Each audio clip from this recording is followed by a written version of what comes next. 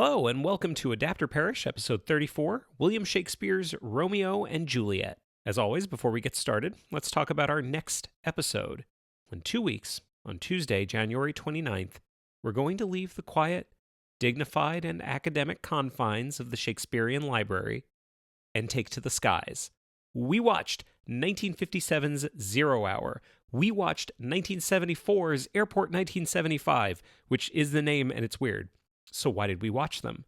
Because they both did their part to inspire the 1980 spoof Airplane. This episode was super fun, and if you haven't seen Airplane or either of its predecessors, we certainly hope you do before joining us on January 29th.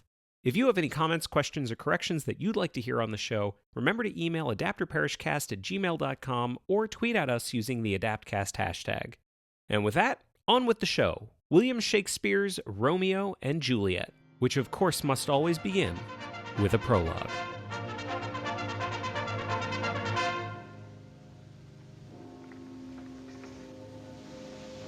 Two households, both alike in dignity, in fair Verona where we lay our scene. From ancient grudge, break to new mutiny, where civil blood makes civil hands unclean. From forth the fatal loins of these two foes, a pair of star-crossed lovers take their life. Whose misadventured, piteous overthrows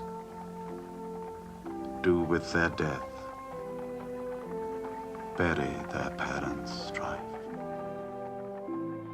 The fearful passage of their death-marked love and the continuance of their parents' rage, which but their children's end naught could remove, is now the 2 hours traffic of our stage.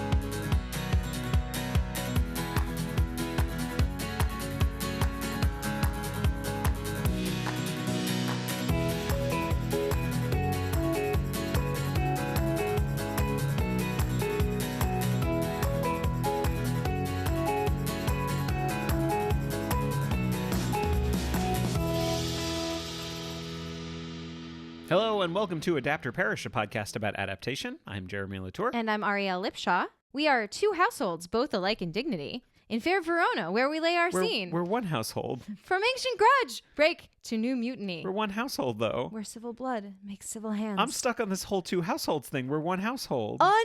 Unclean. From forth the fatal loins of these two foes, a pair of star-crossed lovers take their life, whose misadventured, piteous overthrows do with their death bury their parents' strife. The fearful passage of their death-marked love and the continuance of their parents' rage, which but their children's end naught could remove, is now the 2 hours traffic of our state. I feel like this is only impressive if you can see that you're not reading from the anything. Which, if you with patient ears attend, what here shall miss, our toil shall strive to mend. Now you may applaud. No. God damn it, babe. I applauded for you. I'm done. I wasn't done. It's like applauding in the middle of the scene. There was more to the scene. I applaud when I want to. Well, that's rude. Do you want to tell everyone what we're talking about? No, you go ahead. This is big for us. This is our first William Shakespeare, the series of adaptations that we have ever looked at. I hope it's not the last. Yeah. But let's see how this goes. Yeah, full disclosure, this was not the one I wanted to start with. I wanted to do Hamlet. That's so... And you said no. It's too big. It's not, okay. It's too big. Well, these were quite big. Too much. I wanted to start with Romeo and Juliet. I thought it would be a good one to start with. And so I want to know from you. Yes. What is your history with this property? Okay. Well, I have a history with Shakespeare that begins with Romeo and Juliet. Okay. When I was in 5th grade, my 5th grade teacher handed me this book and said, I think you'll like this. I didn't know what it was. I don't think I'd ever read a play before. Mm-hmm. Like I had been in plays like as a kid, but I don't think I'd actually I don't think I really understood like what a play looked like. So I read Romeo and Juliet, and then for my book report, because this was like, I had like the cool 5th grade teacher that let you do anything you wanted, I directed and filmed a scene from Romeo and Juliet in which I directed and played Mercutio. I did Mercutio's death scene. Oh, goodness. Of course. There's also somewhere a photo of me like standing out in the playground of my elementary school on like the wood chip pile, like holding Romeo and Juliet and like reading from it. So I was a very pretentious child from a young age. I mean, a bit. A bit. Yeah. But this led to... But I think like from 5th grade to 9th grade, I was very into Romeo and Juliet and didn't really understand that the guy that wrote it was extremely famous and had written other plays. But then I was in 9th grade. We had just moved school districts, and I went and saw a play at the Ann Arbor Civic Theater called The Complete Works of William Shakespeare Abridged, and went, oh, this guy has written other stuff. I should read them.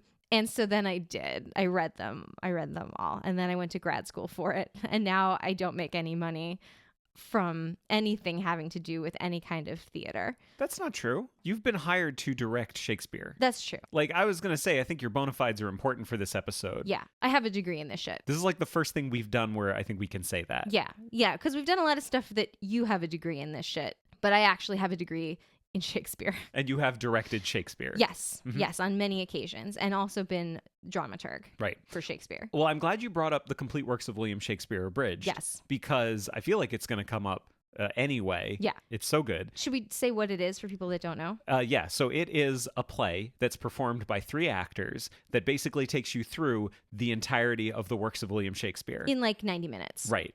It is fucking hysterical. Like, because it's funny, I don't want to spoil all the jokes. Yeah. But I bring it up for one main reason, which is they start with Romeo and Juliet. Yes. That's how they decided that they were going to present all of the works of William Shakespeare.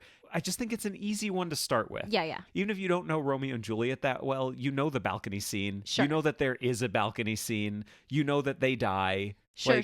I think these are pretty generally known. Yeah. And then they end with Hamlet, and it's like the whole second act. Right. Which I think is fair, which is why I didn't want to start with Hamlet. That's fair. Cool. So your history with Romeo and Juliet is... I was made to read it in class. Yeah. We read it in class. What was your role? Balthazar.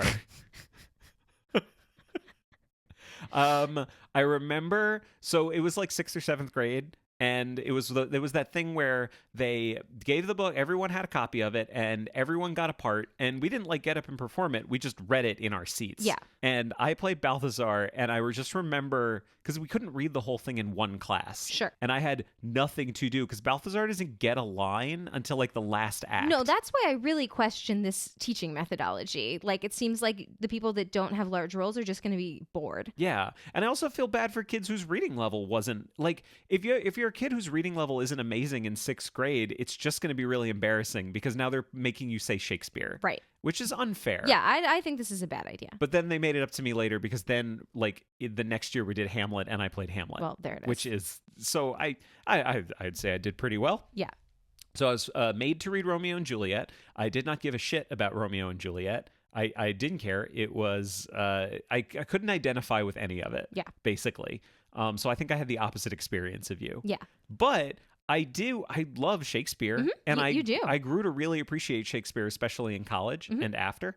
I did not see the complete works of William Shakespeare until after college. I see. And now I've read and seen many of his other works. Yeah. So my story about going to see the complete works of William Shakespeare, you've heard the story many times. So there was this like sort of an acting guru in our town who I will not name because it turned out like maybe he was into girls that were a little bit younger than he should have been into. He was never into me.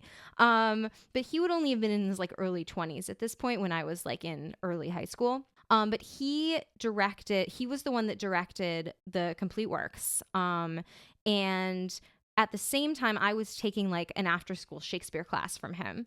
So he knew me. So in Complete Works, there's a little bit of audience participation. It's basically like narrowing down the audience in terms of who's the most knowledgeable about Shakespeare. So they like say, if you've ever heard of Shakespeare, raise your hand. And then they say, if you've ever read or seen any work by Shakespeare, raise your hand. And then they sort of start naming works getting more and more obscure. And the last one is like, if you ever read or seen King John, raise your hand. And of course, generally no one raises their hand. But I, being a smartass, saw it the first time, went home, read King John, and then went back to see it again. So left my hand up when they said, has anyone read or seen King John? And I was the only one. So the actor turned to me and was like, what's it about? And I was like, it's about King John. And it was very funny. And everybody laughed. Nobody laughed. And they all raised you up on their shoulders. They did not. Everyone applauded. The whole room applauded.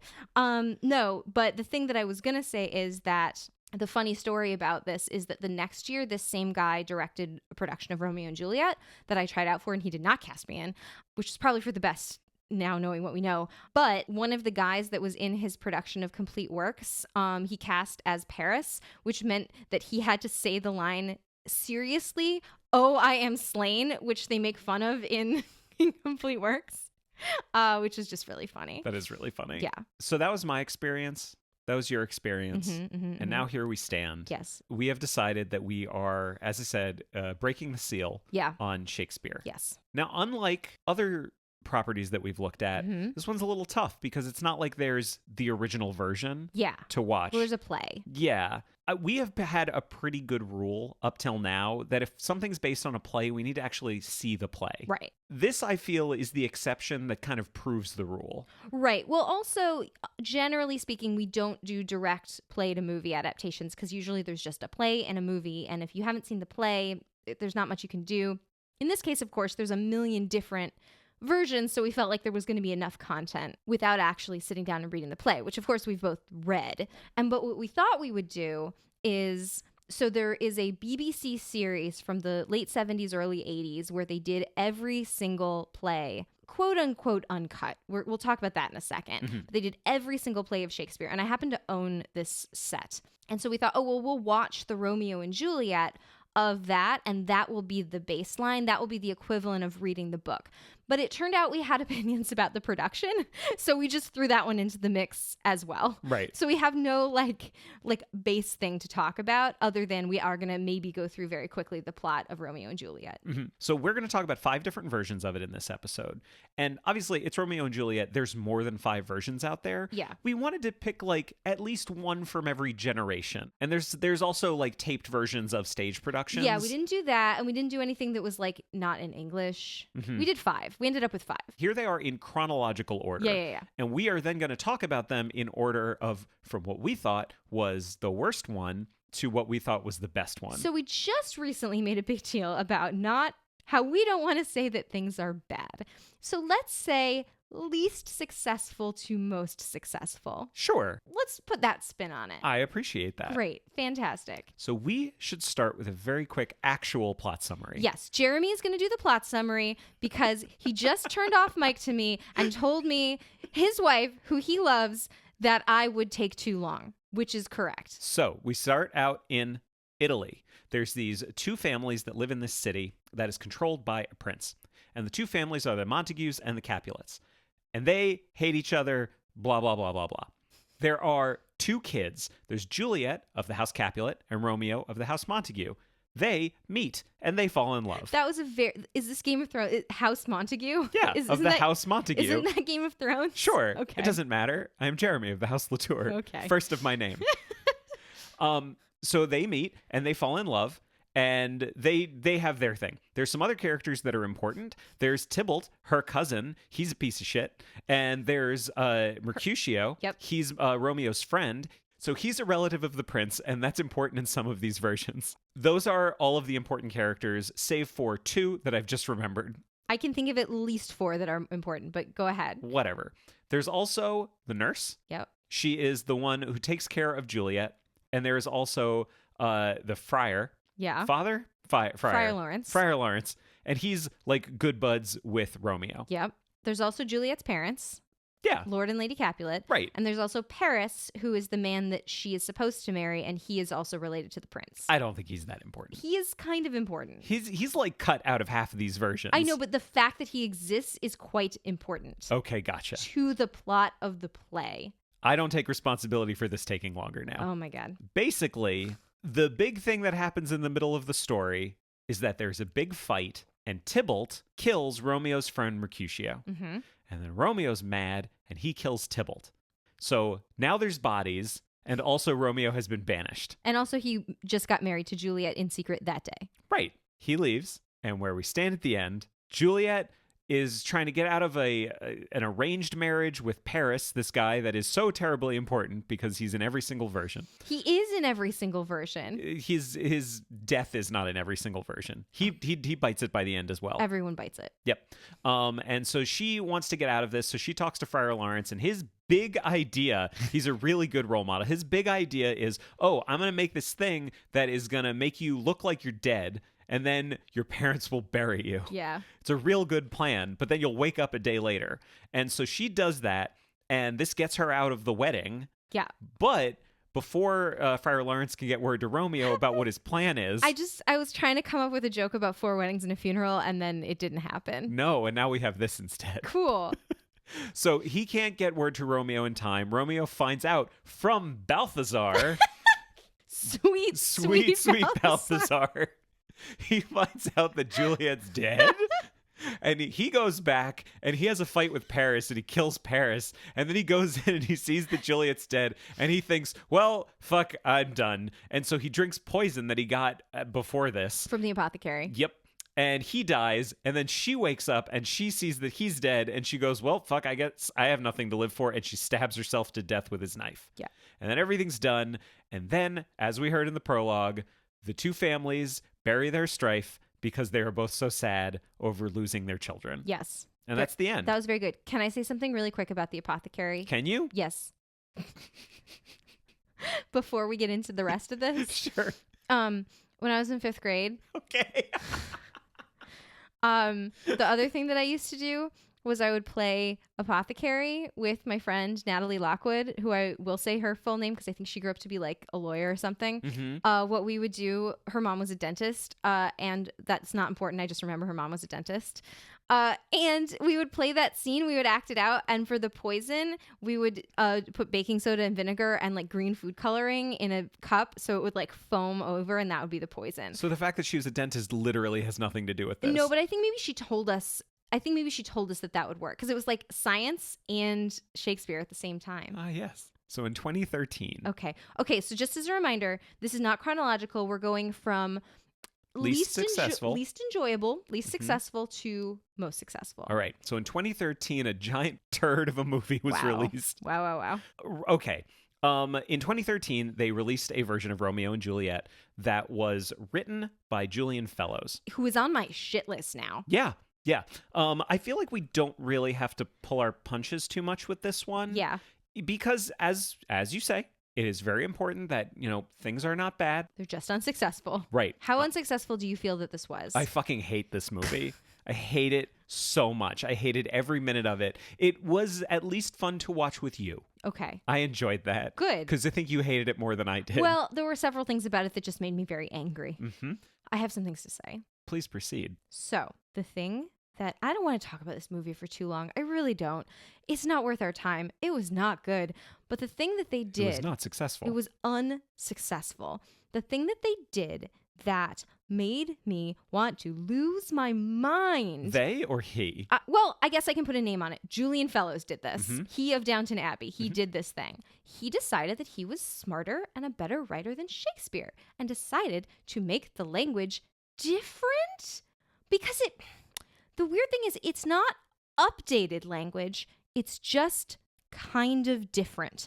It is watching this movie. The experience is like as if you had one of those like Shakespeare Explained books where it has like the original text on one side of the page and like sort of a quote unquote translated version on the other side of the page. And the translated version, they haven't put any care into like making it poetic or readable. It's just sort of a direct one-to-one translation of the words or the sense of the original language. And it's as if someone just got that and thought it was the play and made that into the screenplay. Because occasionally the original language is there, sort of, and occasionally something similar to the original language where words are changed for no apparent reason is there. And then occasionally they've just added a bunch of weird dialogue because they think you won't understand what's going on. Jeremy has something he would like to say. Well, a couple things. Yeah. One, it starts like right from jump. Yeah. Because in the beginning, Stellan Skarsgård is giving the whole like intro. He's giving because he plays the prince. You find out very quickly that they're willing to change things because we we find the two families in the midst of a tournament? A joust. A joust that has been set up by the prince because they won't stop fighting, so instead he's having games Yeah? to stop the fighting. Why was this necessary to add? It was not. To Romeo and Juliet. But right off the bat, the language is all just made up from whole It's cloth. gobbledygook. There was a moment where you got mad, where one of the characters, I can't remember exactly what it was, but I think the word that the couplet ended with was either bride or wife. I've got it in my notes. Okay, what's the actual line? The line is, this is Lord Capulet speaking about his daughter who's only 13, and he says, "Let 2 more summers wither in their pride, ere we may think her ripe to be a bride." So pride, bride. Yes. They So rhyme. Rhyming It's happens. a rhyming couplet. Yeah. And I feel like, so you have more experience with Shakespeare than I do. This has more rhyming in it than a normal piece of Shakespeare. It has a lot of rhyming in it. It is not Yeah. entirely in rhymed couplets. I believe it's the Comedy of Errors that is actually 100% rhymed couplets. Oh, okay. I didn't know but that. a lot of it, it's all in verse. None of it is in prose, I believe. But a lot of it is in rhyming couplets. Okay. So this made you mad Yeah. because what is the line in the movie? "Let 2 more summers wither in their pride, ere we may think her ripe to be a wife." Okay. So right off the bat, so that made you super mad, and I just kind of banked that because I'm thinking, okay, does Julian Fellows just not like the word bride? Did he think that wouldn't update Did he or think we wouldn't translate? understand that wife and bride are the same? Well, like what? Why would you change it? Why would you change a rhyme to a word that literally is the same? Okay, but then, Yeah. So I just banked this piece Yeah, of information. you had a very, very good insight on this. About 20 minutes later, Yeah. another line happens wherein someone says the word bride. And I think to myself, well, wait a second. So clearly he doesn't actually have a problem with the word bride. Maybe he just doesn't like hearing the same word more than once? Yes. And then at the very end, can I read out what the original is? Because I actually really love this. Yes, this definitely. line. But I will say, like, I brought this up to you in that moment. Yeah. And then we got to this moment that I'm about to talk about, and I turned to you and I was like, you are 100% right. So repetition is part of rhetoric. Shakespeare is very good at rhetoric. Sometimes what you do in order to make your point is you repeat words or phrases in a particular way. The Friends, Romans, Countrymen speech in Julius Caesar is a very good example of this because he says, Brutus is an honorable man. So are they all honorable men, honorable men. He says it over and over and over again because he's being satirical. It's sarcasm. And you're meant to hear that in the way that he says those words over and over again, which is why I said to you, I would love to hear what Julian Fellows' version of that speech would be, because he would just get a thesaurus and find like all of the synonyms for honorable. Anyway, so I'm going to read out a little passage. This is a line of Friar Laurence. It's towards the end of the play. Romeo has just been banished for killing Tybalt, and he is despondent. He's distraught. And Friar Laurence is trying to get him to sort of like reflect on his blessings, right? Thy Juliet is alive, for whose dear sake thou wast but lately dead. There art thou happy? Tybalt would kill thee, but thou slewest Tybalt. There art thou happy. The law that threatened death becomes thy friend and turns it to exile. There art thou happy. A pack of blessings light upon thy back. So he's saying, there art thou happy. He says it 3 times in order to make his point. But in this movie, Your Juliet is alive! There you are happy. Tybalt would kill you, but you instead killed Tybalt. Take heart! The prince has altered death to simple exile. Another stroke of luck to make you smile. Have done with pouting. Go to your love. Climb to her chamber. Kiss and comfort her. Oh, Paul Giamatti just doing his best. everyone in this movie, to be fair, everyone in this movie is doing their best. I blame Julian Fellows entirely. I think he did not understand the words that he was writing down. The reason I think that is because there are places where like someone says a line that is like the first half of a sentence or a thought, and then the next 2 lines are just cut. And then it goes to the next thing. It's like, okay, but you didn't finish what you're saying. Now, hang on a second. I have a question. Yeah. Do you have like particular experience in cutting Shakespeare? I'm so fucking good at cutting Shakespeare. I have cut 90-minute cuts of multiple Shakespeares. And the way that you do it is, first of all, you go through and you take out anything that is so obscure that nobody knows what it means anymore. That's the first shit to go. And then you go back and you take out all of the dumb comic wordplay. And then you take any speech that's longer than, like, I don't know, half a page, and you trim out stuff, but you have to look for full sentences. You have to look for full thoughts to take out. You can't just like say like, oh, well, this is like 6 lines and we're only going to do 3 of them. Like, it still has to make sense when someone says it. Like, that. This was what I kept yelling at the screen the whole time. Words mean things. You can't just say a bunch of words and be like, oh, well, it's Shakespeare, it's Shakespeare, it's Shakespeare. Like, no. Let me ask you this. What is Shakespeare most famous for? His language. That is correct. Do you think he would have been the most famous English writer for his language if what he was writing did not make sense? No. I agree with you. Okay. The language in this is abysmal. I think you had a couple of other things to say. Yeah, it's mostly about kind of the craft of this. It feels...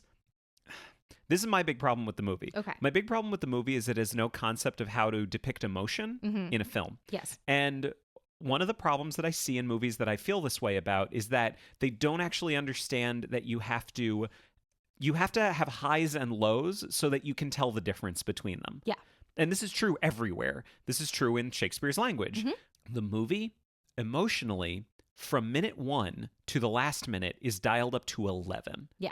It never lets up. The music in the background is just lush. I felt like conducting half the time. You were conducting. Right. It never stops. And the movie is constantly telling you, this is important, this is important, this is important. You need to feel this way. You need to feel this way. You need to feel this way.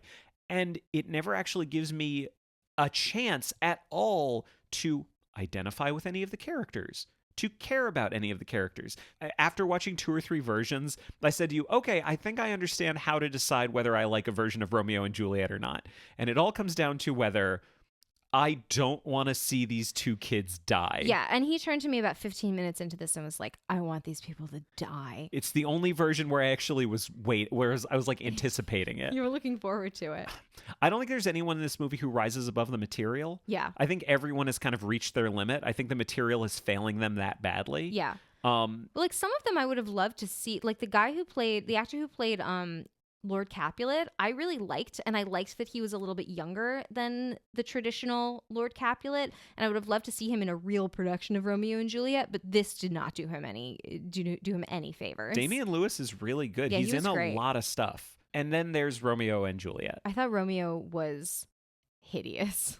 He's very pretty. No, he's not. He's an attractive young man. Ugh. He's just not. You said you didn't want to call a movie bad, and you're calling this kid hideous. I hate a hunk. I just can't do it. He is not unattractive. He is just so far from your type He's so that weird. it's staggering. He's weird looking. Well, dial it back a little bit. I just don't like a hunk. He's fine. He's just nothing. Yeah. That's the problem. Like, no one in any of this is anything memorable at all. It is utterly unsuccessful. Yes. As an adaptation. Let's not talk about it anymore. Let's go on to the next one. Then we go back 80 some odd years. So many years. To 1936. There are people in this movie that were born during the Civil War. Mm-hmm. And we watched George Cukor's Romeo and Juliet. Mm-hmm. And this starred Leslie Howard as Romeo. Mm-hmm. And Norma Shearer as Juliet. Indeed it did.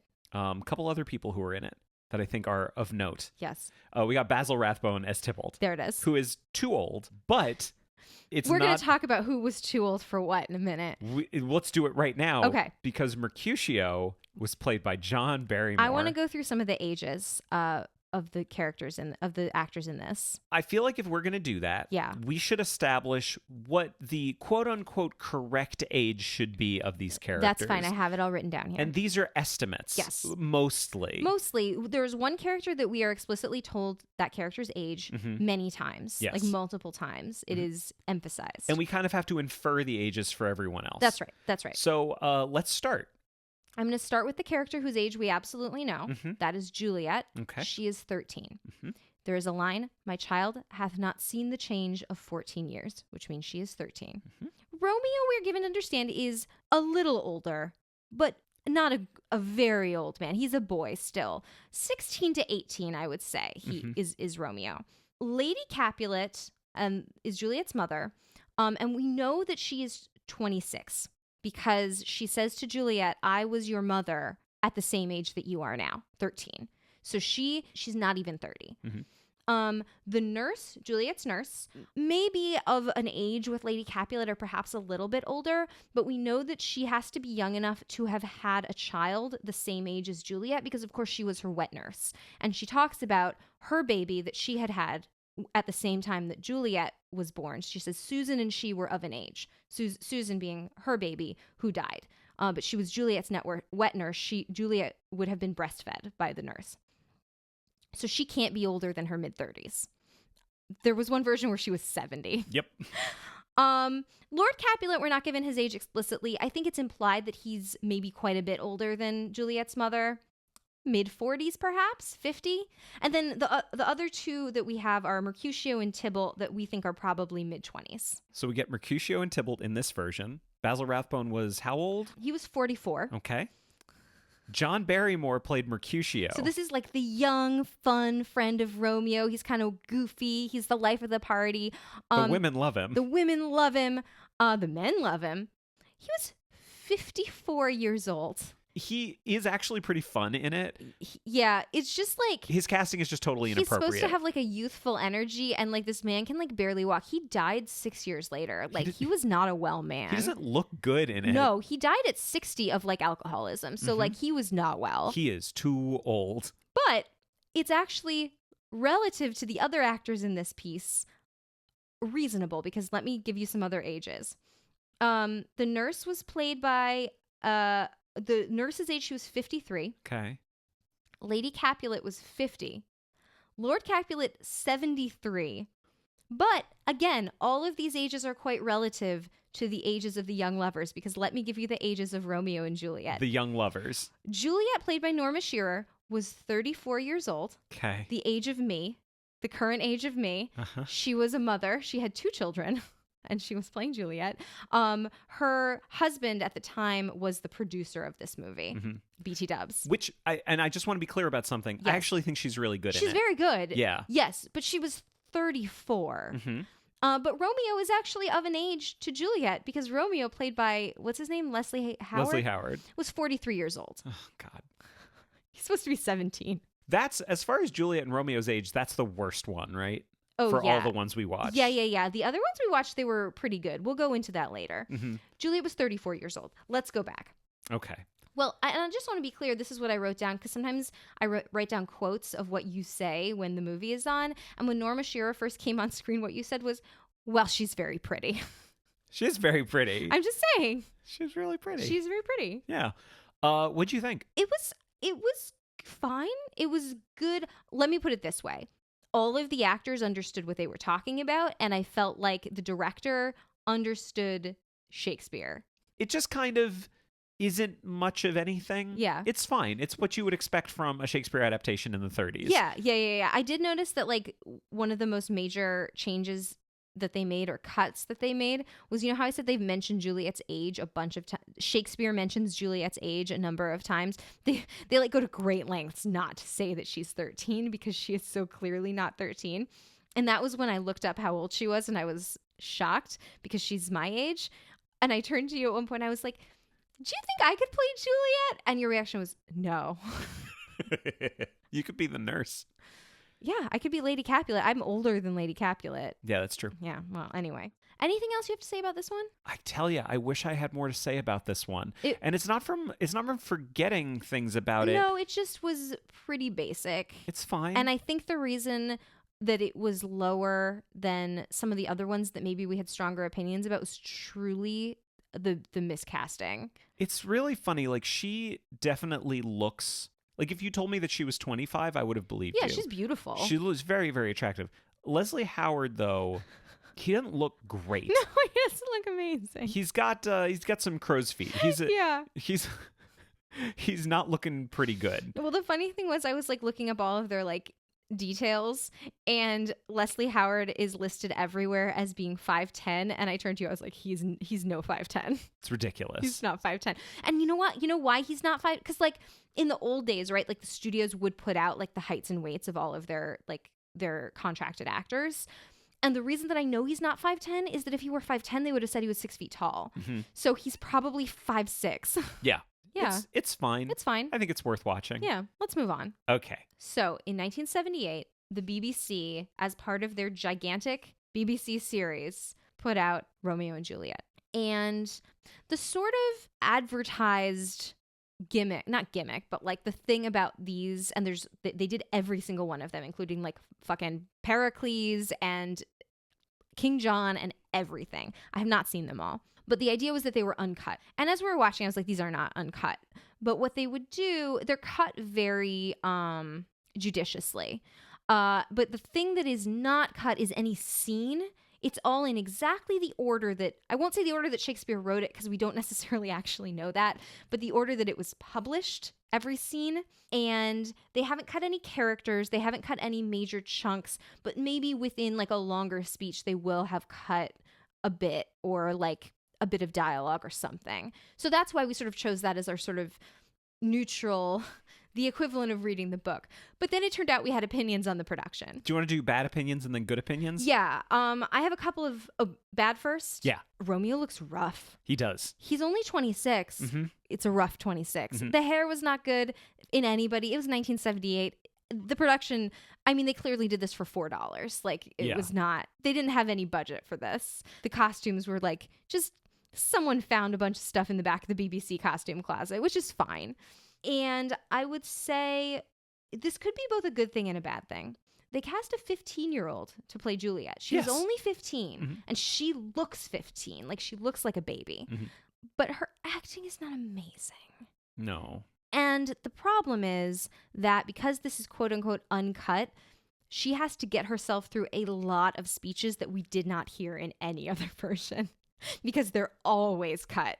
Juliet has a lot to say in the original version, which I really like about the character of Juliet, that she actually is very analytical and very thoughtful. And so she's a very teenage girl in that way. Like, I think Shakespeare really understood like what she would have been going through, because like the scene where she drinks the poison, she's like a 2-page speech, not the poison, but the drug to feel the cold and drowsy humor running through her veins. Mm-hmm. She's got a very long speech that I don't think we saw in any other version, or maybe only a couple of lines from it. So how do you feel about the writing of the female character? Overwritten. You think the female character needs to be cut back a bit?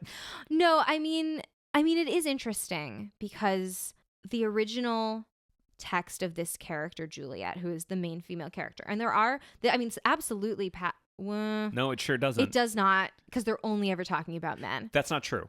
There is a scene where Lady Capulet and the nurse and Juliet are all having a conversation about her childhood. Yes. That's not about a man. Yep. Passes the Bechdel test. And then the conversation turns into how nice Paris is. Well, it turns into sex jokes and then how nice Paris is. Uh-huh. By the way, I don't know if people are aware of this rule of thumb in Shakespeare. If it sounds like a sex joke, it is a sex joke. Mm-hmm. So I think the original text of this, Juliet, is a very fully fleshed out character. And the fact that she's a 13-year-old girl and therefore an idiot, it's not saying less of women. It's saying this is a 13-year-old girl. They are idiots. She is behaving in the way that you would if you were a 13-year-old girl who thought you were in love with a boy you just met the night before. Which I may go to explain why we have such a problem with her being played by someone who's 34. Yes, because it makes them seem stunted. Yeah. So I think Juliet is a great character.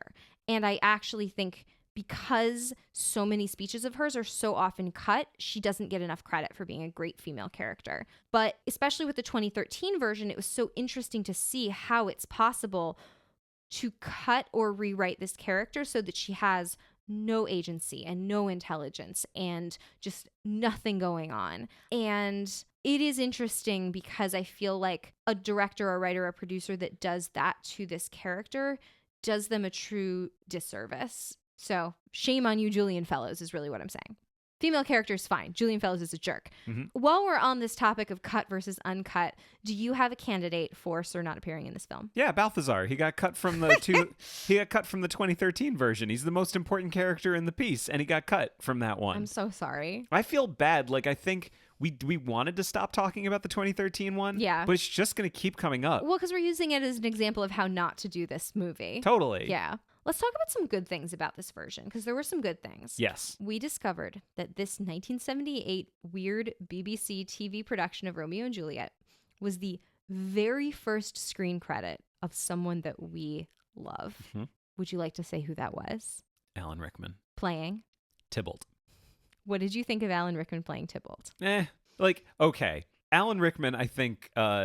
He matured late? Yes. Perhaps? He was definitely a late bloomer. Yeah. Alan Rickman at 32 looks like a gawky 15-year-old. Well, he had a very bad haircut or wig in this, as did everyone. Yeah. He's still Alan Rickman, though. I mean, his voice is still It's Alan there. Rickman's voice. It's there. That Yeah. was there from day one. Yeah. What I'm saying is he doesn't really command the respect that Alan Rickman tends to command. Yeah. But I feel like something I had actually known about Alan Rickman was that he became an actor relatively late in life. This was literally his first screen credit. It wasn't like, he had done like a couple TV spots or This short is it. films. This is it. He was 32. So for those of you who are in your early 30s and think it's too late to make a change in career, apparently it's not. I actually think the cast, there are people in the cast who are very, very good. Yes. But we skipped too quickly to stuff we like. Oh, I'm so sorry. Because there are people in the cast who are not good. Go ahead. Well, I spent so long talking about how Julia wasn't good. You go ahead. But that's the thing. It's not her fault that she's not good. She's only 15. But she's also not bad. She's fine. Yeah, she's fine. I think there's one person in this who puts in an actual, like, poor performance. Okay, go ahead.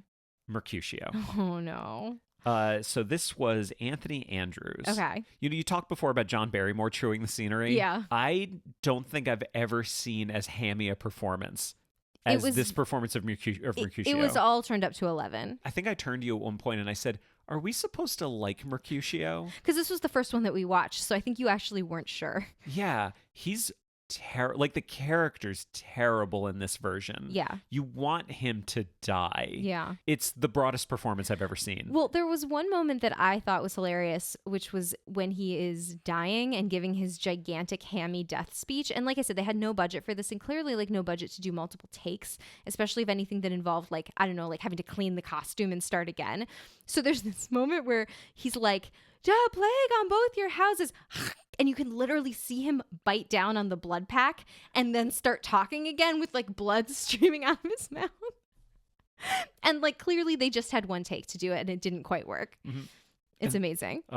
And then the thing that bummed me out so much is that finally he dies. And up until this point, finally he dies. It takes a while. It does. And he's really annoying. Well, because they didn't cut anything, so it just goes on forever. But then I remember saying to you, well, finally he's dead. And I was feeling really happy about that, but then I suddenly got really sad because then I knew we were about to lose Alan Rickman, too. Yeah. And so he lasts another 5 minutes. R.I.P. Well, yeah. And there's this, it's kind of ridiculous because it's clear that they wanted to have Romeo chase Tybalt all around the city. But they had no set. They just have the one street. Yeah. So they're trying to make it look like 20 different streets. And he finally finds him and then kills him brutally. Yeah. This was something that came up a number of times that I kind of see as indicative of the thought process that goes into making it. Yeah. One, what is the nature of the fight between Mercutio and Tybalt? And two, what is the nature of Romeo's killing of Tybalt? Yeah. So I can't say, and none of us can say this is what it should be. Right. But I can say what I want it to be and what I think is a more valuable interpretation. And we did see a version that did this, which we haven't talked about yet. Do you think when Tybalt and Mercutio are fighting that they are out for blood? The way that I like to see it, which Yep. I think is what you were going to say, is that because Mercutio is not part of this feud. So the fact that he's fighting with Tybalt is not part of this like blood feud that's happening. It starts off kind of goofy and they're just kind of messing around and having fun. It's two guys and one of them maybe accidentally hurts the other. Like, it's not on purpose, and then they get mad. They're not at a 10 to start with. It starts off goofy and becomes serious, and then someone ends up dead, kind of by accident. Mm-hmm. And like, just to recap, in the 2013 version, Tybalt is evil, and he's coming in to kill Mercutio. He had the most evil entrance. It was like him with like his hair being blown back and like super evil music and all of his guys. It was bad. The fight doesn't start one way and end another way. Yeah. It starts one way and is that way the whole time, and then Mercutio dies. Then in the 1936 version, I think it's better. Yeah. But not really, because it's a little more It's a little too goofy. Mercutio's having fun with Tybalt. But Tybalt's Basil Rathbone, and he is playing it very kind of, not evil. Yeah, no, I know what you mean. But he's arch. Yes. And then in the 1978 version, like, Alan Rickman is angry the whole time. He's a very angry character. He is very angry. And Mercutio is a pain in the ass. You just want him to be stabbed. And even in theirs, the fight choreography is not very good It's not in great. the 1978 version. So this is going to come up again in the next two versions that we watch. Yeah. But I wanted to bring it up now. So that's the first thing. There's the kind of the characterization of their fight. But then there's the characterization of Romeo killing Tybalt. Right. Now, I have some questions for you. Yes. Are we, as an audience, supposed to like Romeo? Yes. Okay. If Romeo is just completely distraught and shocked by the death of his friend Mercutio. Because he's a young kid who's right? just seen his friend killed. And then, in a piece of momentary, confused passion, starts a fight with Tybalt that ends with Tybalt dying. Yes. Do you feel that precludes us from continuing to like Romeo as a character? Assuming we like Romeo to begin with, no. I do Okay. not think that precludes us. Okay. If Romeo I see where you're going with this. becomes hyper-focused Yes.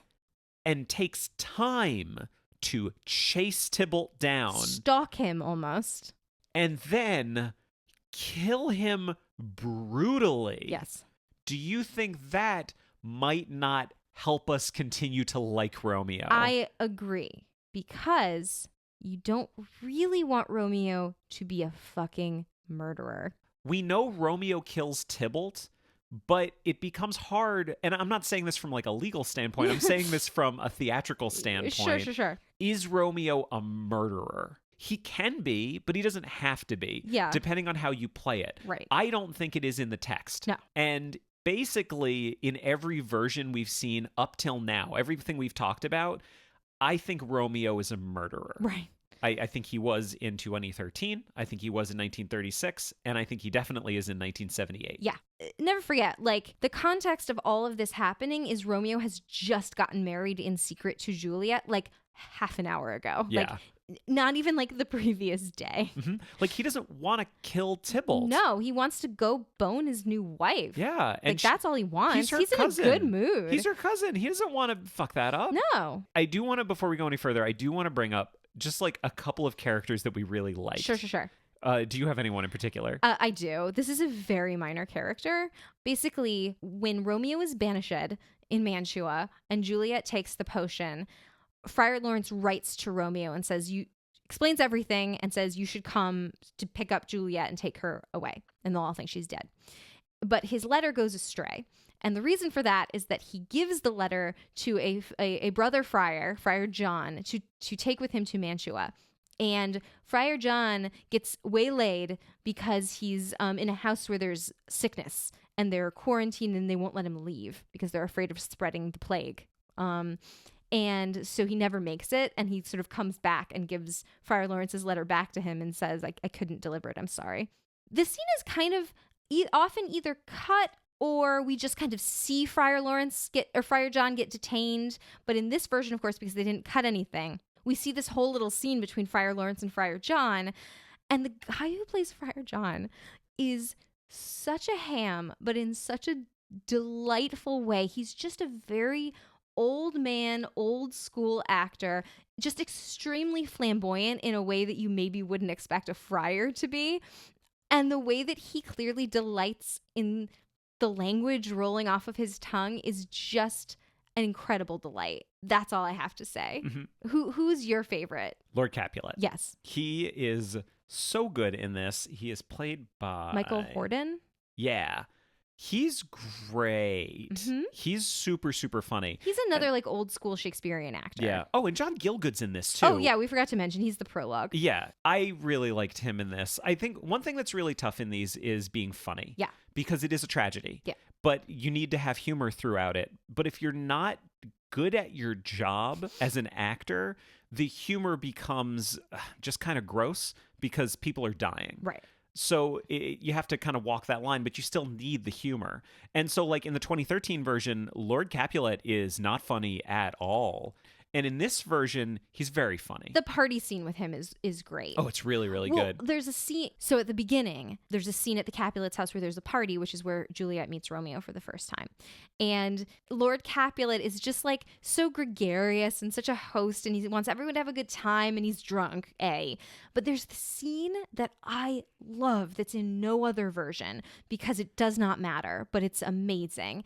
And it is so modern in the way that these two old men are talking to each other, where Capulet is talking to like old Capulet, who's like his older cousin or uncle or something. And they're talking about when they were young men. And he says, don't you remember when we used to dance? Gosh, that was, it must have been 25 years ago. And the older man says, oh, longer, sir, longer. His son is 30. It's just the way that he says that makes you think of anyone's parent saying like, do you know, no, it couldn't have, it was longer ago than that because his son is already 30. No, it couldn't be that long.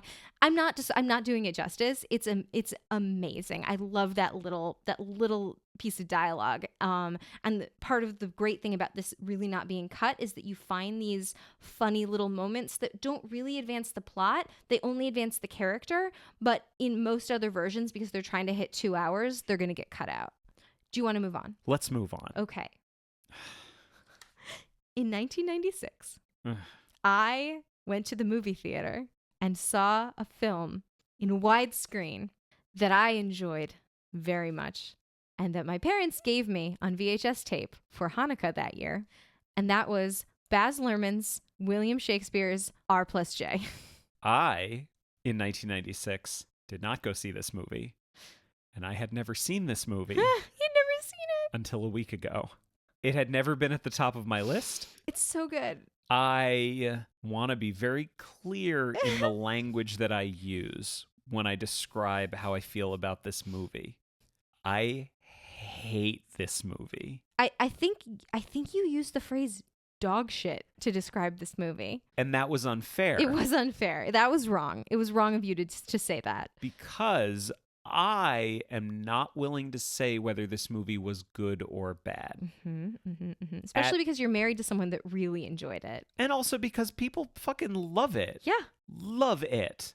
I hated every minute of it. I hated the experience of watching it. And yet it's number 2 on our list. We were 4 minutes in and I turned to you and I said, is this the whole thing? Yeah, and I wrote down, I love how much you already hate this. This just Do you comes... remember when we talked about how we were going to talk about this and you said you were going to save how much you hated it to the very end? Here we are at the very end. We're talking about it. Okay. But I want to get this out of the way so that I can actually have a conversation about it. This is all very unfair. Well, no, that's the thing. This is just a matter of taste. Yes. This comes down to I do not share the same taste as Baz Luhrmann. I never have. I've never actually enjoyed anything that I've seen that he has done. Moulin Rouge was the one that I actually did see when everyone else saw it, and I felt like I was taking crazy pills because everyone loved it, and I couldn't stand it, and still to this day have never enjoyed watching it. I listened to a podcast, I think it was the Bechdel cast, and they said that Moulin Rouge, Ewan McGregor's performance in Moulin Rouge launched a whole generation of boys scream singing and thinking they were being really amazing. Yeah. But what it really comes down to is Baz Luhrmann and I don't share the same values. That's right. I want to be clear. I don't think Moulin Rouge is bad. I don't think Romeo plus Juliet is bad. I just hate them. The reason I don't think they're bad is because I actually do think they're important movies. And I do think it's important that someone like Baz Luhrmann is making movies. Yeah. I think it's a valuable voice. It's just not a voice I want to hear. I feel like there are other movies like the 2013 version where I can say this movie shouldn't have been made.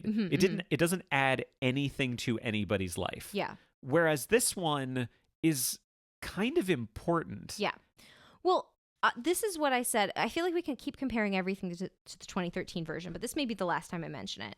This is basically the opposite of what the 2013 version is, because in that instance, they kept the quote unquote setting. It was like medievally. It was I'm not going to say it was like historically accurate because I actually don't really know, but it looked medievally. It was definitely set in oldie-timey Italy land, but they updated the dialogue in ways that are bad. In this case, they kept all of the Shakespearean dialogue and really, as far as I could see, they cut and moved things around, but they didn't really change any of the actual words, but they updated the setting. Mm-hmm. Do you think there's anyone listening that hasn't seen this that we need to describe what it is? I would imagine so. I'd never seen it. Okay, that's fair. So basically, they had Baz Luhrmann took Romeo and Juliet, and he's basically set it in sort of it's unclear whether it's like South America or Central America or like maybe like South Florida type of area, but it's I kind of read like Southern California. Southern California. I mean, they shot it in Mexico. It's like gang wars. It's like crime families who are feuding. And the thing about Baz Luhrmann that I don't like is that he cannot resist a pun or sort of a visual play on words.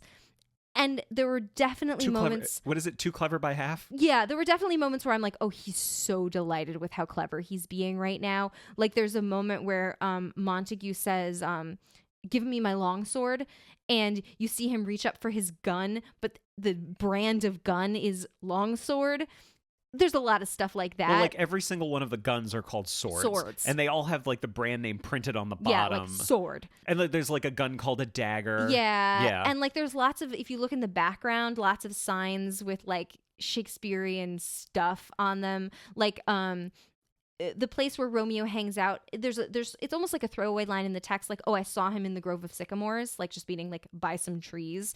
And that area is now this sort of like boardwalk type area called Sycamore Grove. Like it's kind of like Venice Beach or something like that. Yeah. So that was like the kind of thing where you kind of roll your eyes and you go, oh, Baz. But I will say for him, he understands the language, or he got someone to help him, because there were no moments where I was like, that person does not understand what they're talking about. Except, yeah, there was. What about when Juliet literally changes the meaning of something by fucking up who the line's about? Yeah, I think that was just someone... I don't think that was like bad direction necessarily. I think that was just someone didn't catch the mistake. Well, like the line's about her. But I don't think that was, what I'm saying is I don't think that line was changed purposely. I think the actress made a mistake and they didn't catch it. I think that's different from the overall intention of the piece being like bad or not well researched. Yeah. I don't know. I feel like I'm a little halfway on this one. Yeah. I think Baz Luhrmann found something in Romeo and Juliet that he really responded to. Indeed. And I found something that he cared about. But I do think he's using the dialogue as set dressing. I don't think he actually is putting that much thought into what the dialogue means, other than the moments where, oh, they're referring to a physical thing. How do I change the nature of the physical thing to make it updated? I don't think you're wrong. They do that. The place where I disagree is you saying like he's using the dialogue as set dressing and doesn't really care about it. Because I do disagree. I think he does care about it. And I think that someone worked with the actors to make sure they understand their dialogue. Because I can tell you it's very easy to tell when an actor doesn't understand what they're saying. Mm-hmm. And whether that's because they worked with the actors really well on the dialogue or because they cut, because there's sort of two ways you can get around this, or both. I have utilized both. One is you work really hard with the actors to make sure they understand what they're saying up to the point of giving them line reading sometimes. Or if there's a line that no one can quite figure out how to say, you cut it. Like you can do both of those things. Those are very legitimate things to do. And I think this was probably a combination of both. But for example, there is no other version that we watched in which Juliet does the penis joke in the Romeo, Wherefore Art Thou Romeo scene. No other version where she interprets it correctly as a penis joke. That's true. Yes. What's the line? What's in a name? It is not arm nor foot nor hand nor face nor any other part belonging to a man. I don't feel like we're saying completely antithetical things. No. I don't think we're very... When we got through the end of this movie, I said, I don't think we're as far apart as you think we are. Yeah. Go ahead. I still maintain that for the most part, and the actual reason behind his decision to use the actual language is still affectation. I disagree. But I don't think that necessarily means that he didn't then take the time to make sure that they did it well. Sure. But what I question is his reasoning behind wanting to use it. Mm-hmm. I don't think it was as simple as, I just love the Shakespearean language and that has to be the center of this and everything has to flow from it. I think he decided he wanted to do Romeo and Juliet and the decision was, well, should it be the original language? Oh, that's going to be so cool. That it's going to be so cool having, oh man, I see it. I see it in my head. I've got all of these actors. Oh, they're on like a boardwalk. Oh, and they've got guns instead of swords. But like the words coming out of their mouths are like, but we're using the real language. And I think he was delighted by what that juxtaposition was. Sure. Which means to me that there were times when he could have directed the meaning behind the words more than he actually did. You just think he was more like visual for him was number one, and the words came next. A combination. Which I don't necessarily disagree with. The honestly. visual, the juxtaposition of that dialogue existing in the visual landscape that he was creating. Sure. But at the end of the day, I don't think we're at opposite ends of the spectrum. Yeah. I think I'm just a little further towards my position than yours. Yeah. I don't disagree at all. So I think it would be good to take a moment, even though I've spent all of this time talking about what I didn't like about it. Yeah. I still respect it. Yes. And there's a lot in this movie that I think is done really, really well. Yes. Let's talk about the cast. Let's go through it kind of one by one. Mm-hmm. Okay. So Romeo Montague. Okay. Let's just get into it. Who is he played by? An actor. I'm looking at his name here. Famous heartthrob. Leonardo DiCaprio. What did you think of Leonardo DiCaprio's performance in this film? What? That was completely visual. You have to like make sound with your mouth. This is a podcast. I have a problem with his casting in this. Explain. I think he's a little one note. Okay. I don't think he has the range to pull off the dialogue. Yeah. I had one big observation about the casting of Leonardo DiCaprio, but it also depends on us talking about the casting of Juliet. Okay. I will say regarding the casting of Leonardo DiCaprio that I agree with you. Okay. I have never liked Leonardo DiCaprio. I was not a Leo fan. Uh-huh. You know me. I don't like blonde boys. Yeah. Like that's not my thing. Mm-hmm. But let's go on to talk about Juliet. I think she's miscast. God, what a jerk you are. This is my problem with Claire Danes and Leonardo DiCaprio in this. Okay. He comes off as far too childish. Mm-hmm. And this is just, I don't know what this says about how I feel about Claire Danes. She carries herself with so much maturity that I actually don't buy her as Juliet. Even though she was only like 17. Yeah. Like, I was shocked to find out that she wasn't in her 20s when she made this. I knew she wasn't, but I didn't know that. Yeah. And Claire Danes is just a very mature person. Yeah. So I didn't really buy it. And I actually think she is out acting him for most of the movie. Did you think basically she made Juliet too smart to behave in the way that she behaves? I don't want to say smart. I want to say mature. Okay, fair enough. She just seemed too mature to be making the kind of decisions that Juliet made. Yeah. Like, I mean, here's the deal. No one can cry like Claire Danes. No one can do that thing to their face. No. Claire Danes, my problem is Claire Danes is fantastic. Yeah. She's, I think, miscast. Yeah. I disagree, but I hear what you're saying. So many people disagree. Do you know what Claire Danes does that no other Juliet does? What's that? When she drinks the poison from the little vial, she holds it like a normal person would hold a vial. Every other Juliet or Romeo too, because Romeo also drinks poison at one point. They it's like a tiny vial and they like clasp it in both of their hands and like hold it up to their face in a way that no human being would ever behave. If someone gave you a little bottle to hold that you had to drink from, you would take your thumb and forefinger and maybe like your second finger and like hold it up to your mouth and tip it into your mouth. You wouldn't like cover the whole thing with both hands and like drink from it. That's not how drinking works. If anyone thinks that this is silly, we literally got to a point where we were watching these versions right before anyone drank anything to go, oh, how are they going to drink it? Are they going to drink it like a normal person or not? We've maybe watched a few too many Romeo and Juliets. I mean, maybe the other thing I should mention at this point, this is not relevant to like this specific version, is how gross I find kissing on screen in anything.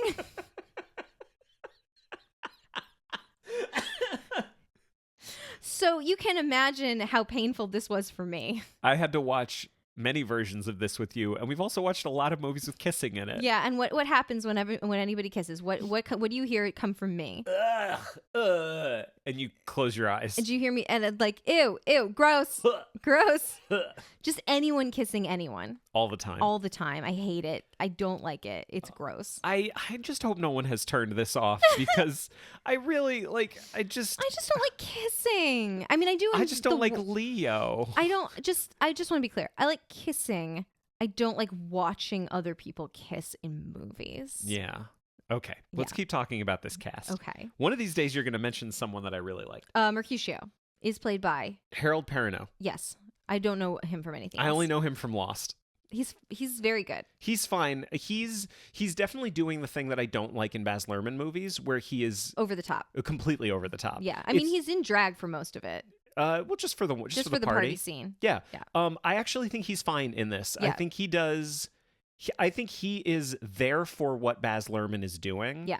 And I think Baz Luhrmann gets out of him exactly what he wants to get out of him. I actually think by that measure, he did a great job in this. Yeah, fair enough. Thibault. I think he's a goddamn... John Leguizamo's a goddamn delight in this movie. There it is. Here's the thing.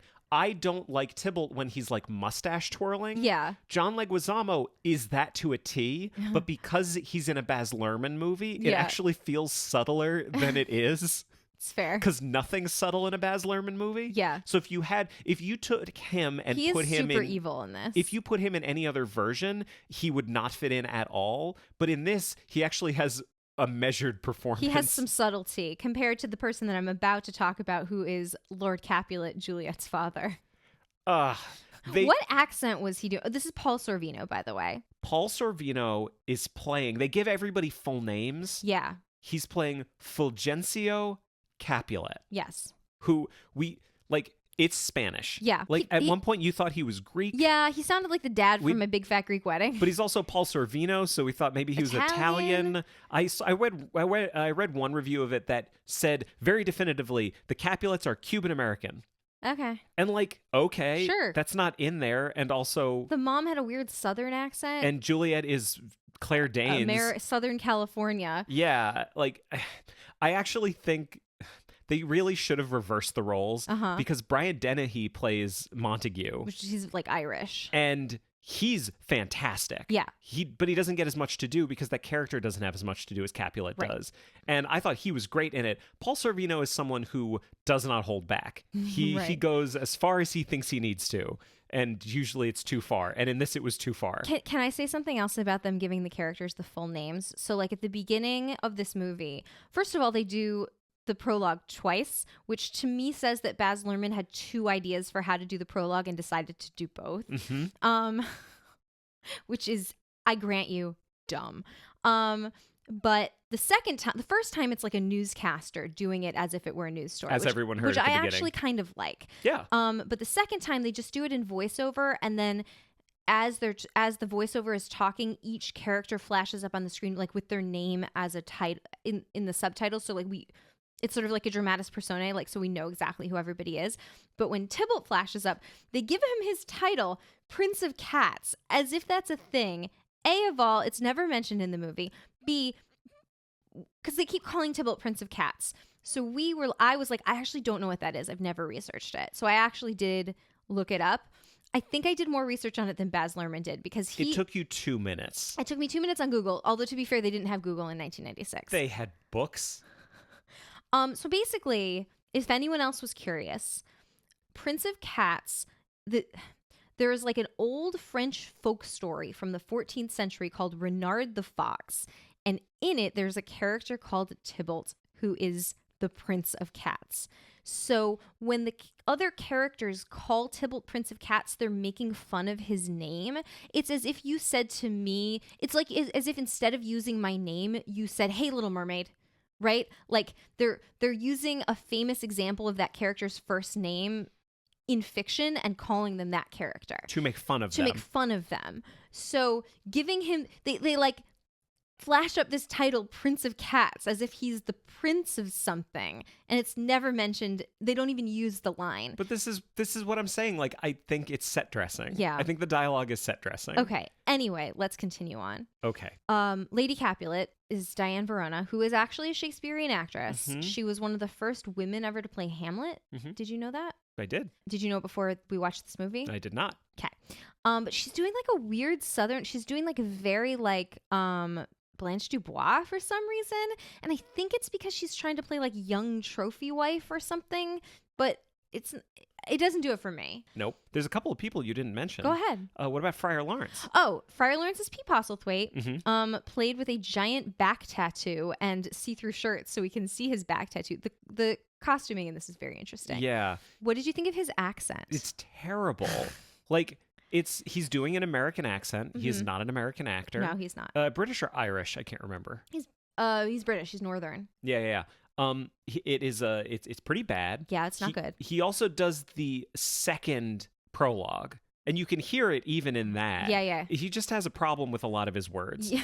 He's fine in it. Fine He's to fine. bad. He's good. Like he's one of these actors I think is fantastic. Yeah. I just don't know that he was given enough to do in this. Sure. But you're forgetting the most important actor in this entire movie. Is it Balthazar? No. Oh my God. I forgot about Sir Dave Paris. Yes, it is Dave Paris. So tell me what your reaction was to Paul Rudd's performance as Dave Paris. He's fucking delightful.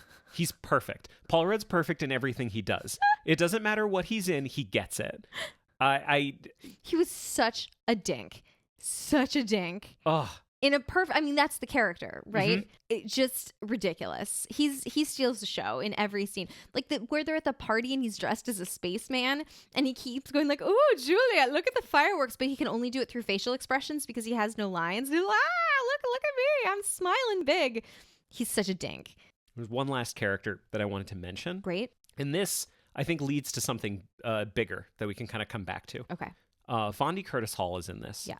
As Captain Prince. Yes. This was a modernization that you felt did not quite work. And I think it was indicative of a lot of the modernization in the whole thing. Please talk about it. I just want to be very clear. Fondy Curtis Hall is actually really good in this. He's great. No, he's really good. Really, really good. One of the best people in this movie. I like when he's in the helicopter. Mm-hmm. So the movie is updated to modern times. Mm-hmm. My problem is it's updated, but I don't actually think enough thought went into the modernization of it. Yes. The thing that kept happening as we were going through is the thing we talked about before, which is that, like, it's Baz Luhrmann just so impressed with how clever he is. Yes. Here's where it falls down. Yeah. In the story, the prince is in charge. Mm-hmm.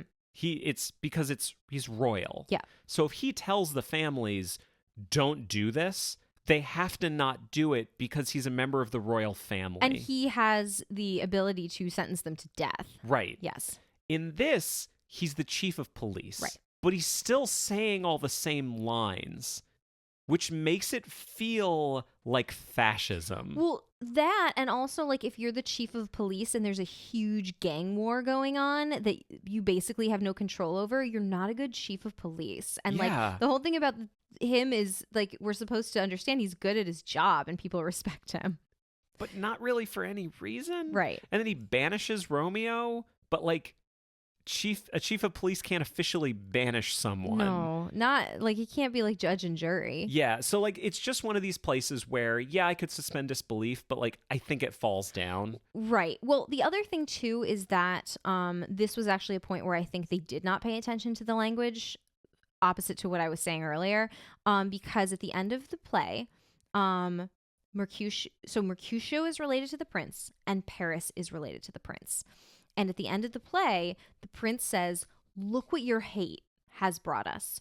You have lost a daughter. You have lost a son. I have lost a brace of kinsmen. A brace is 2. I have lost 2 kinsmen. Paris is dead. Mercutio is dead." And he says that in this, and it was never established that Paris is related to the chief of police, nor I think is he. No, yet it's actually, he's listed specifically as the governor's son. Yeah, he still says, "I've lost a brace of kinsmen." And, like, not to make assumptions about people based on their race, but he and Mercutio are both African American. He is not the same race as Paul Rudd. Not that means you couldn't be related to each other. Right. But if you are, you need to establish it a little bit more. And I feel like if you are going to direct Shakespeare, you should know what every single line means. Yes. Like, someone needs to stand up and say, no, I know what every single line in this play means. Yeah. Because it was my job to know because I'm directing it. That's right. And the experience that I have often had directing Shakespeare is that sometimes you don't think about it, or you think you know what it means, especially like in context of other lines. Like, you know what the chunk of lines mean, but you don't necessarily know like what every word in every line means. And the actor will come to you and say, I don't know what this means. I don't know what I'm saying. And you'll be like, stupid I am about doors. Well, no, but like part of your job as the director is to help the actor understand what it is that they're saying. Totally. And if you yourself don't understand, like, I always work with an annotated text so I can go and look and see what different, like, not just one scholar, but like what different scholars have said. Because generally, if one person doesn't understand what it means, multiple people have not understood what it meant throughout history. And then sometimes you do go back and look, and there is this little note that says, nobody knows what this means. And then you say to the actor, nobody knows what this means.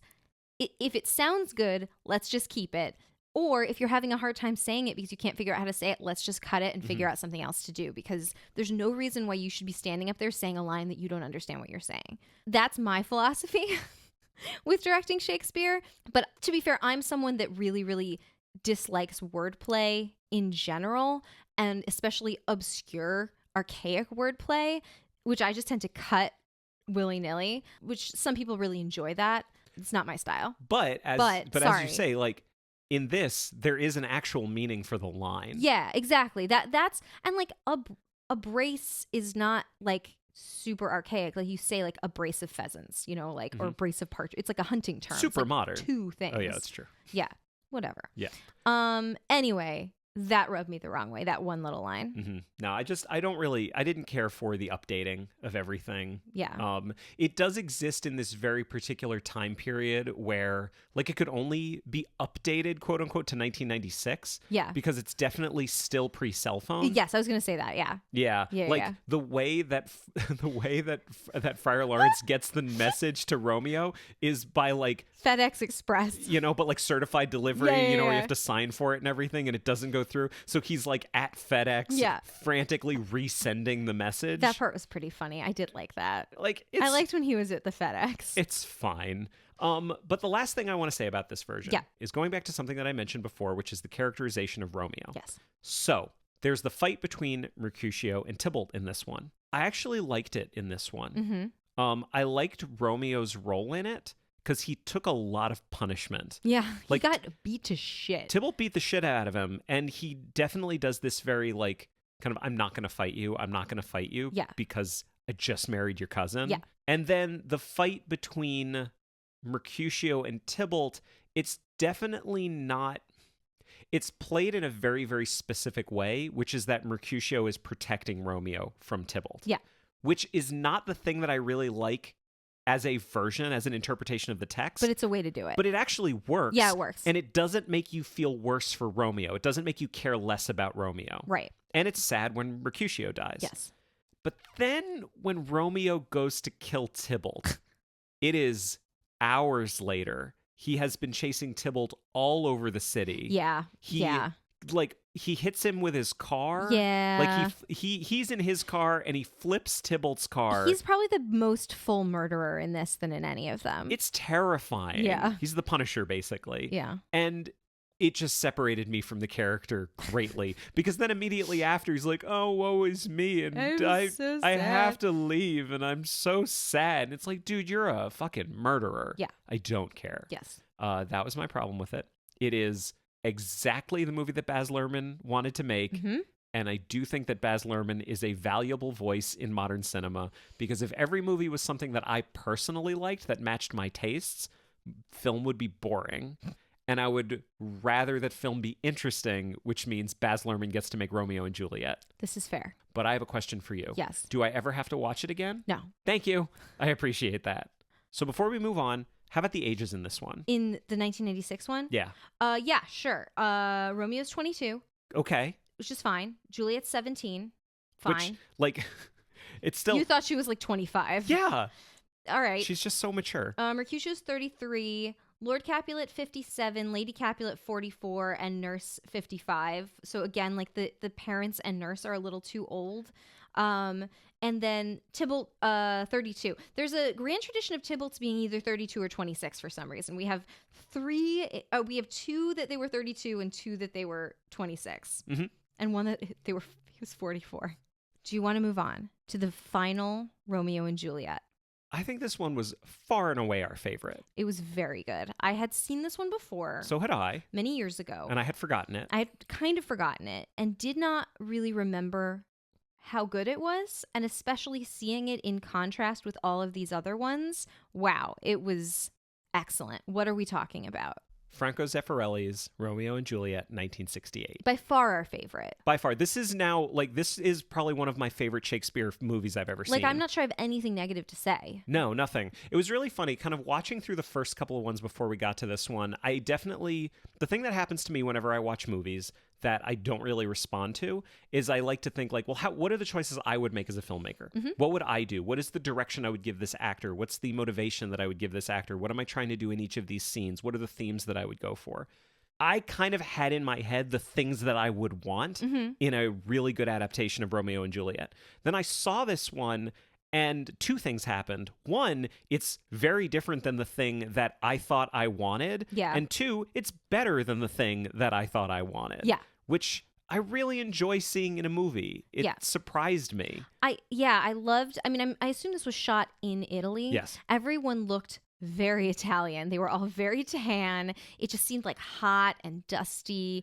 I mean, some of the costumes were really ridiculous. But yeah. I don't know how. I assume they were reasonably period accurate to like medieval Italy, because we saw similar costumes in other versions.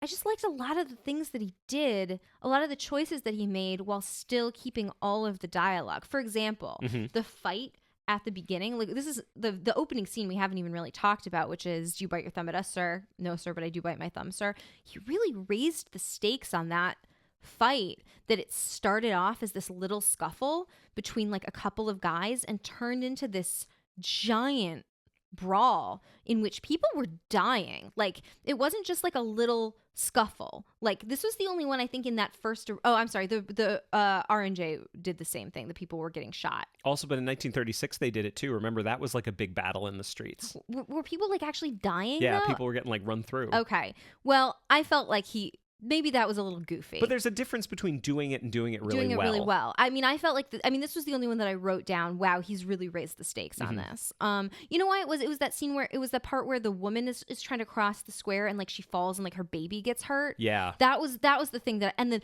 they hit like there was like a priest and they like hit the priest by accident. Like innocent bystander. It wasn't just like dudes fighting. Like innocent bystanders were really getting pulled into it in a way that seemed reasonably realistic.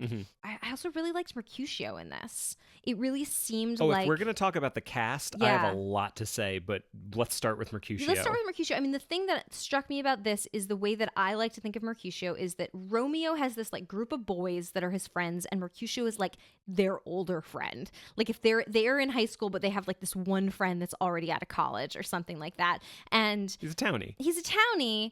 And the other thing that I wrote down was Mercutio and Romeo get the sexual tension award. There was like a really intense scene between them at some point. Well, I was actually thinking about that intense scene because you're talking about the one where Mercutio kind of goes off the deep end and Romeo has to bring him back in. Yeah, he's like, Mercutio. Well, so what's Romeo's line? Something like, you speak of nothing. That talks of nothing. Yeah. And in all the other versions, Romeo delivers that line as, shut up, dude. Like, shut up. Yeah. But in this version, Mercutio has gotten himself really, really riled up, and he has separated himself from the entire group of guys because they're all scared of him. Yeah. Because he's older than all of them, and he's important, but he's freaking them all out. Yeah. And Romeo is the one who feels the closest connection to him, and he's a good enough person to go up to him and say, like, dude, you gotta... Are you okay? Are you okay? Yeah. And when he does that line, it's him reminding him, like, come back down to earth. Yeah. And it does so many different things because it sets up Mercutio's character beautifully, but it also this movie does so many things to make us care about Romeo and Juliet. Yes. This is the one where I actively I didn't want them to die. Yeah. And the whole time. And so, like, you're setting up this relationship between Romeo and Mercutio. So then when Mercutio gets killed, Romeo, he does the exact thing you were describing as sort of what you want to see, which is he has this intense reaction and freaks out and kills Tybalt. Goes and starts a fight with someone much bigger and stronger than him and kind of accidentally kills him. Right? Like, that's in the moment, in the heat of the moment, that's what happens. He doesn't go, like, he chases him down, but he's like in the next street. Like, he's not like chasing him all around the city all day or anything like that. And even Tybalt, like, I feel like we should take a step back and talk about that whole section. Yeah. So you have my favorite Mercutio, who is John McHenry.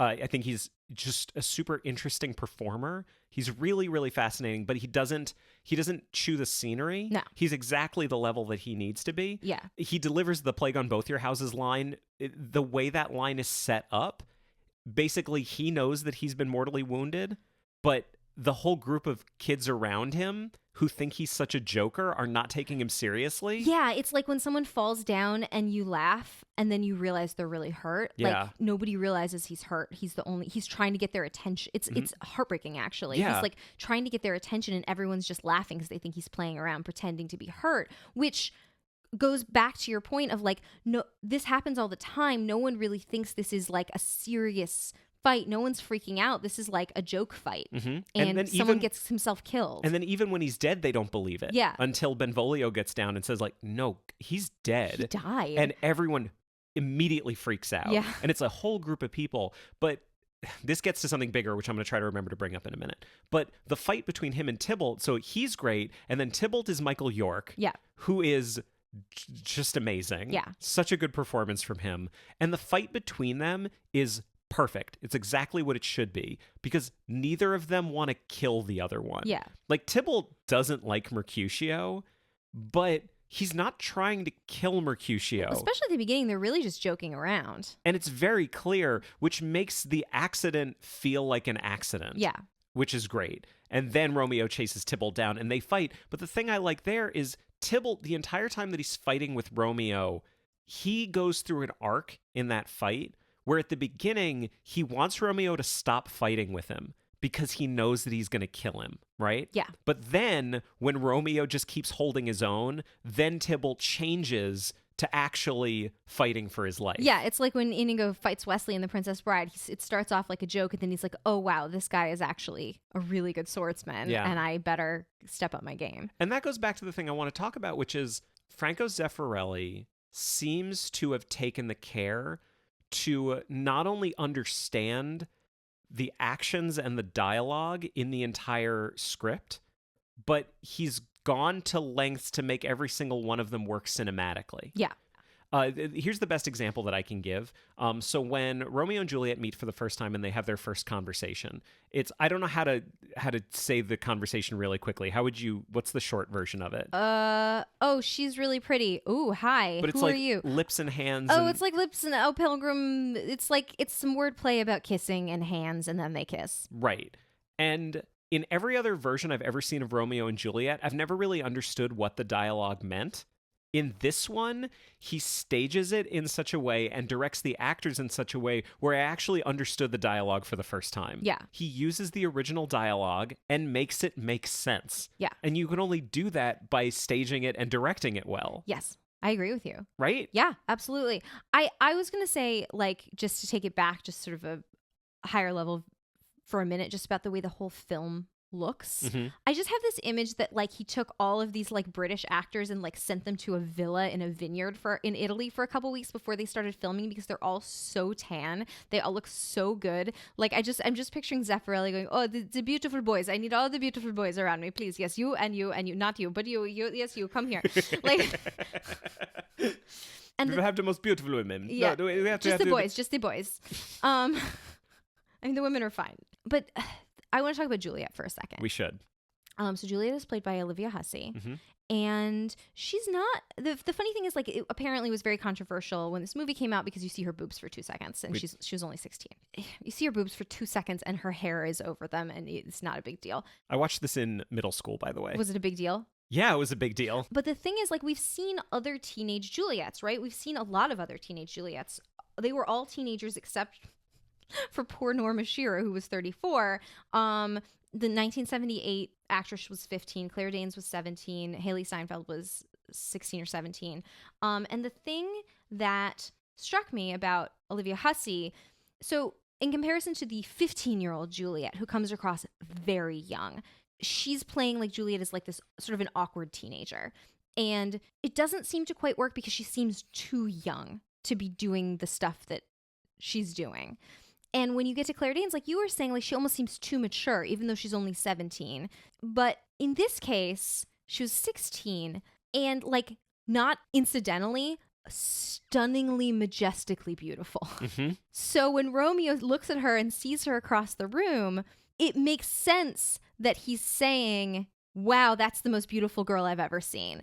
As opposed to like the BBC one was the one where I felt like it didn't work at all because you had this like 26-year-old seeing a gawky 15-year-old amongst all of these actual women. And there's no reason that he would be attracted to her just on seeing her alone, like just on looks alone. Well, we talked about this before, and I don't know how many people have listened to our episode about The Princess Bride, but Buttercup is presented as the most beautiful woman in the world. Yes. And so you do that through casting. You cast Robin Wright as Buttercup. Yes. And that does the job for you. Yes. And I don't think this is about... I struggle with this because this is very superficial. Yes. And it's probably not great in the long run. Yes. But we are talking about Shakespeare. Yes. And if, as you say, he writes a character seeing another character and falling in love immediately... She should probably be kind of pretty. Right. And so Olivia Hussey is kind of perfect for the role. Yeah, and like I don't want to dwell too much on like the body and appearance of a 16-year-old, but there is. I'd like to talk about her acting because she's great. Well, that was the thing that I was going to say next. Okay, good. But just appearance-wise, like there is the scene where I'm really sorry. I'm about to talk about a 16-year-old's boobs for just a second, but the balcony scene, she's kind of in her nightgown. And it's a little tight and her boobs are kind of spilling out a little bit. But she's very unself-conscious of it. And I feel like that's the dichotomy that like just comes together perfectly. Her acting is very good. Like just you see all of the emotions, everything on her face. She does the dialogue perfectly. She is great. But like the thing that this character is both a beautiful blossoming woman and very unself-conscious of sort of her newfound womanhood. And it comes across really well. I'm not going to talk about her boobs anymore. Yeah, good. It's making me uncomfortable. I'm very sorry. But then we move on to Leonard Whiting as Romeo. Who's only 17. Mm-hmm. What'd you think? I thought he was very good. Right? Yeah.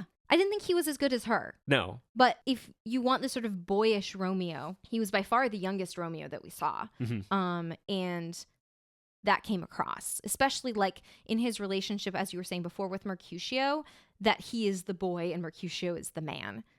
It was very clear. And then, of course, you had dear young Balthazar, who was the even younger boy that you could see looked up to Romeo in the same way that Romeo looked up to Mercutio. No, I think that's the biggest thing about this. And I feel like I don't have as much to say about it because of how good it is. I feel like I've said everything that I want to say. Yeah. I think it is adapted beautifully. Mm-hmm. He cuts the right stuff. Mm-hmm.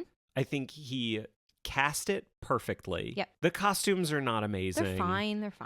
There's a lot of guys in tights that look a little stupid. It is Italy in the 60s, so most of the dialogue is ADR. Yeah. Which is unfortunate, especially when you have people delivering Shakespeare. Oh, talk about the one person who's not ADR. Oh, yeah. Talk about the prince. The prince is Robert Stevens. Yes. Who, if you've listened to our Sherlock Holmes episode, played Sherlock Holmes in The Private Life of Sherlock Holmes. Which we liked very much. He doesn't need to be ADR because he's the loudest actor in the world.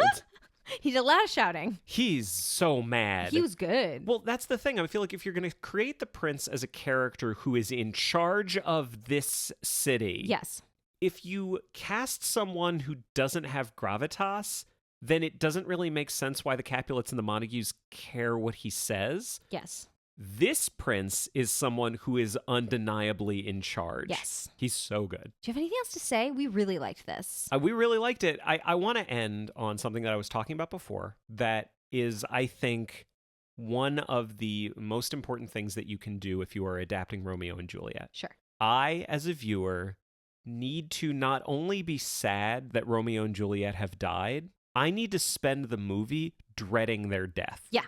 Yeah, because of course you know what's going to happen. Like this is something that I think is unquestionable, because if Shakespeare didn't want you to be dreading it, he wouldn't have told you at the beginning of the play that they're going to die. This is fair. I'm going to assume Shakespeare knew what he was doing. Yeah. So you should dread it, and then when it happens, it should be incredibly sad. Yes. And in every other version we watched, it was some combination of sad and, yeah, maybe I don't want them to die.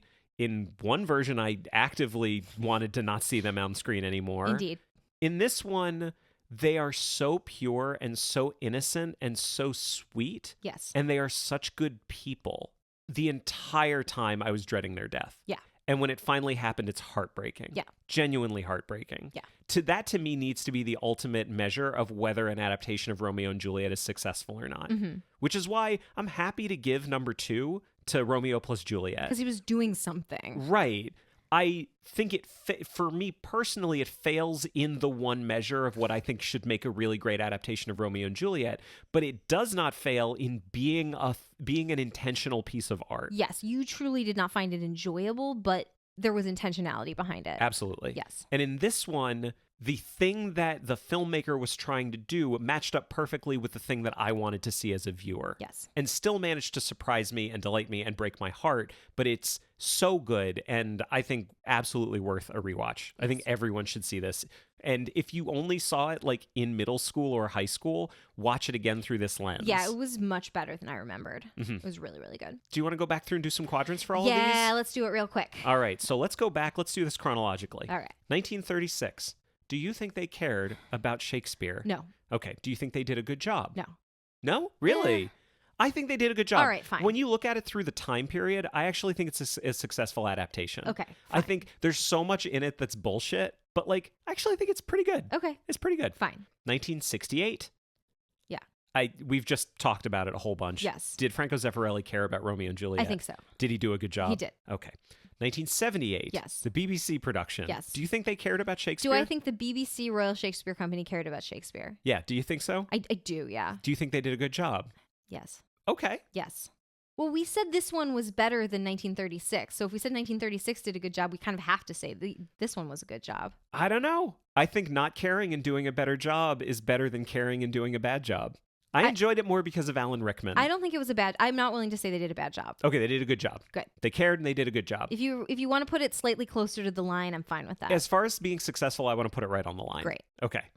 Then we have 1996. Yes. Now, I've been thinking about this one, and this is what I propose regarding the quadrants. Okay. We have never done this before. Oh my for God. any movie. What is your proposal? I think this movie goes right in the middle. Okay. I think Baz Luhrmann defies critique in a way that frustrates me. Okay. I think it's Schrodinger's Romeo and Juliet. Okay. I think it is both wonderful and terrible all at the same time. Okay. And I think Baz Luhrmann both doesn't give a shit about Shakespeare, but also cares deeply about the material. I want to put it right in the middle. What do you think? I'm fine with it. Cool. Is this the surprise that you told me you had for me? Yes. Okay. And then we have 2013. Did they give a this is shit? going to be easy. Did they give a shit? No. Okay, did they do a good job? No. Fantastic. Well, this has been Adapt or Perish. If you'd like to find us online, we're on Facebook, Twitter, and Instagram at AdaptCast. And if you tweet about the show, don't forget to use the AdaptCast hashtag. You can join our groups on Facebook and Goodreads, and you can also find and follow me on Letterboxd. If you have anything to say that's longer than a tweet, you can always send an email to adaptorperishcast@gmail.com. If you'd like to support the show, there are 2 great ways to do it. First, tell a friend. Second, a rating and review on your podcast platform of choice would be greatly appreciated. Now, I talked to you about how we wanted to end this episode. Yes. Because ordinarily it would be me saying a quote or a funny thing. Right. But I think there are a group of people who have been funnier about Romeo and Juliet than we could ever be. that's true. And so we want to end with the Reduced Shakespeare Company performing the epilogue from Romeo and Juliet. We will see you all next time. Enjoy. Epilogue! A glooming peace this morning with it brings. The sun for sorrow will not show its head. Go forth to have more talk of these sad things. Some shall be pardoned and some punished. For never was there a story of more woe than this of Juliet and her Romeo. And Romeo and Juliet.